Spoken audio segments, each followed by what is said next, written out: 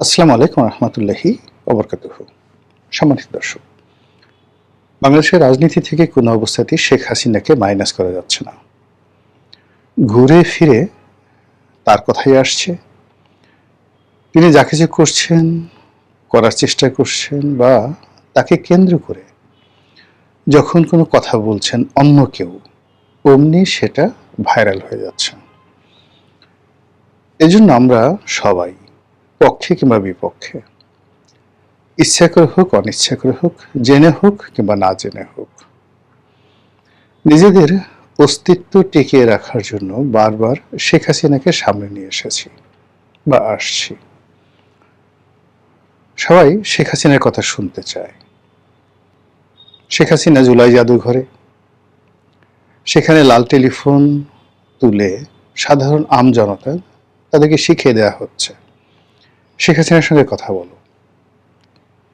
তো তারা কথা বলছে, আপা কেমন আছেন, ডিসেম্বরে আসবেন নাকি, শরীর স্বাস্থ্য কেমন, আমাদেরকে ছেড়ে চলে গেলেন কেন। মানে এই সকল কথাবার্তা যে স্ক্রিপ্ট, লিখিত এবং শেখানো, এটা একটা তেলাপোকাও বুঝতে পারে। কিন্তু টিকিট কেটে, 50 টাকার টিকিট কেটে লোকজন সেখানে যাচ্ছেন এবং এই ধরনের কথাবার্তা বলে মূলত শেখ হাসিনাকে লাইমলাইটে আনা হচ্ছে। যারা করছেন তারা হয়তো মনে করছেন এই কাজ করলে শেখ হাসিনার খুব অপমান হবে, মানুষজন বাহাবা দেবে, কিন্তু আলটিমেটলি এ সকল কথাবার্তায় ঘুরে ফিরে শুধু শেখ হাসিনা প্রসঙ্গ আসছে এবং তার গুরুত্ব বাড়িয়ে দিচ্ছে। তদ্রূপ এই যে সাম্প্রতিক সময়ে শেখ হাসিনা যে সংবাদ সম্মেলনটি করলেন,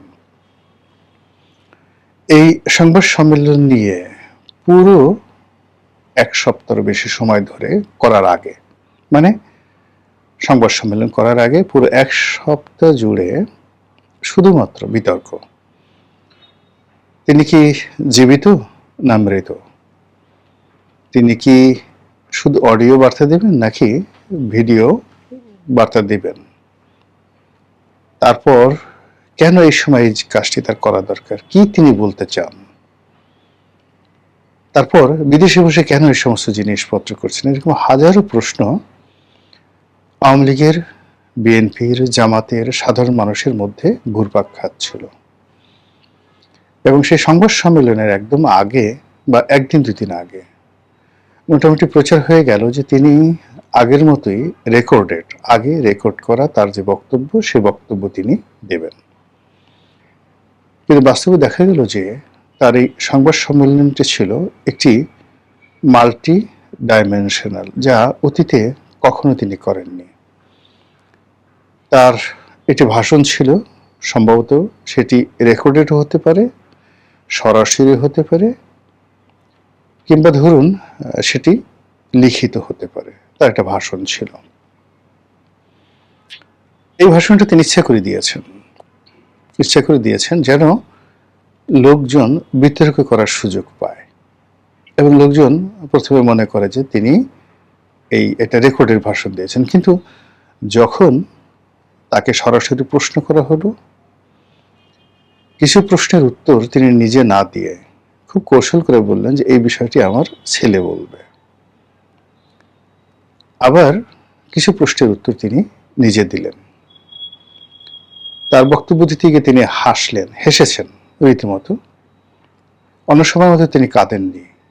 তার আচার আচরণ, চালচলন, কথাবার্তায় দৃঢ়তা ছিল এবং পুরো ভাষণটির মধ্যে এবং তার বক্তব্যের মধ্যে এটি যে কোনো এআই নির্মিত নয়।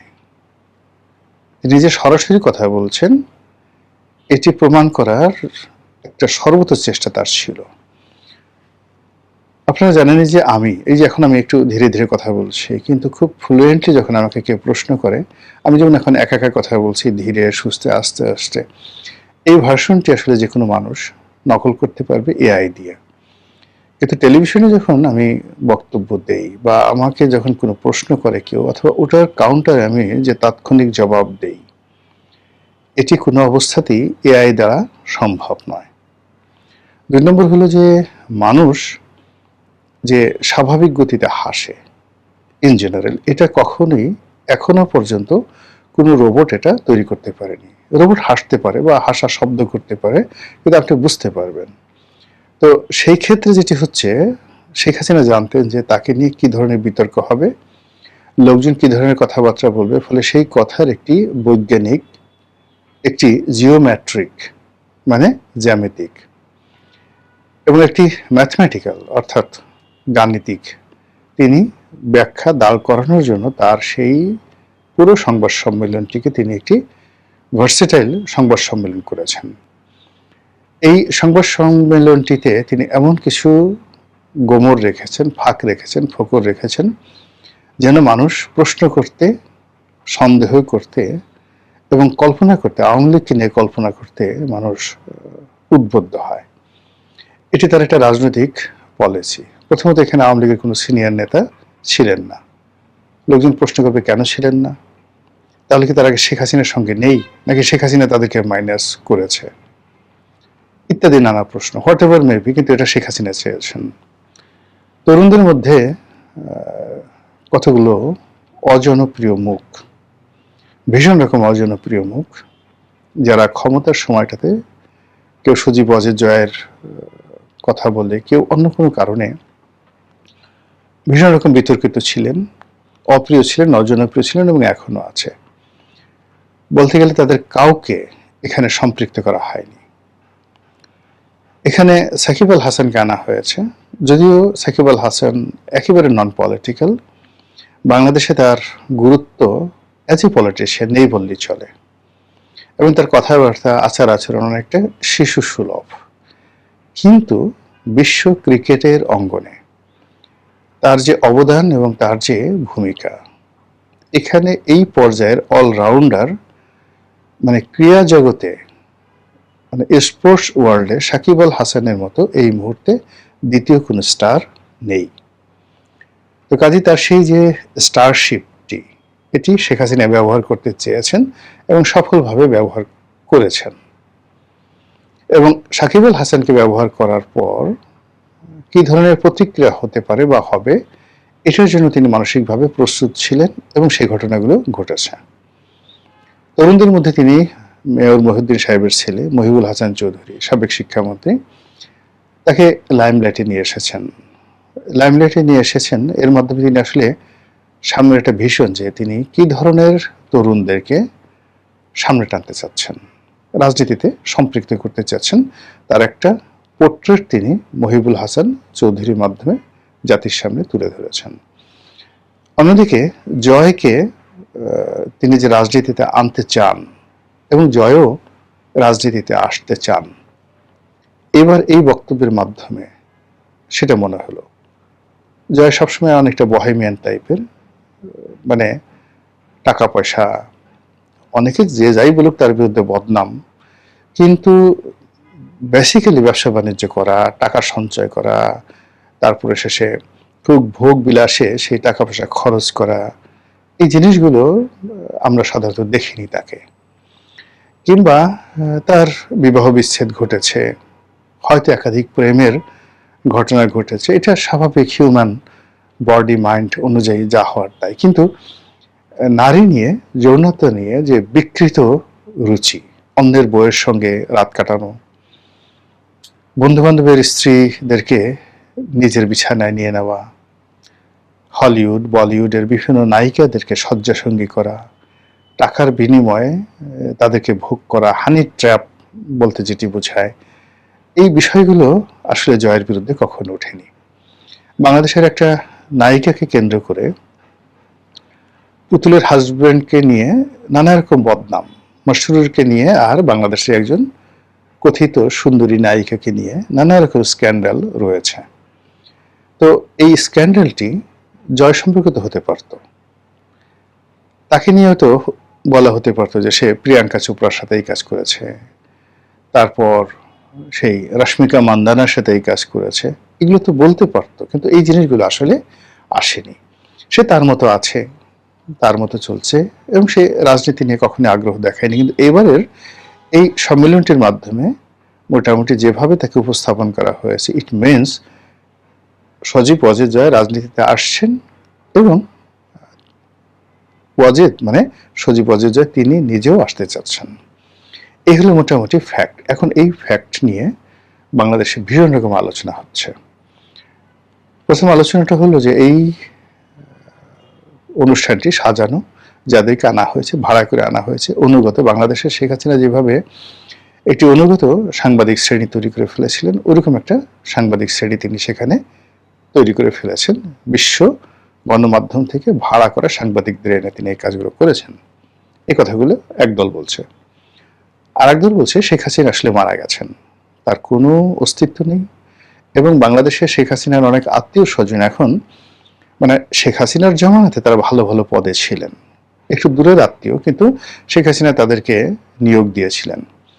তো সেই মানুষগুলো ক্রোধের বশে হোক কিংবা পিঠ বাঁচানোর জন্য হোক, কিংবা ওই মানুষগুলো খুব অল্প সময় তারা পেয়েছিল, অল্প সময়ের মধ্যেই যত রকম 2 নম্বরই কাজ আছে সব 2 নম্বরই কাজগুলো তারা করেছে। নদী দখল, খাল দখল, তারপরে ভূমি দখল থেকে শুরু করে সরকারি জমি নিজের নামে লিখে নেওয়া, এই কাজগুলো তারা করেছেন, এবং এই কাজগুলো করার জন্য রীতিমতো কোম্পানি গঠন করে ফেলেছিলেন।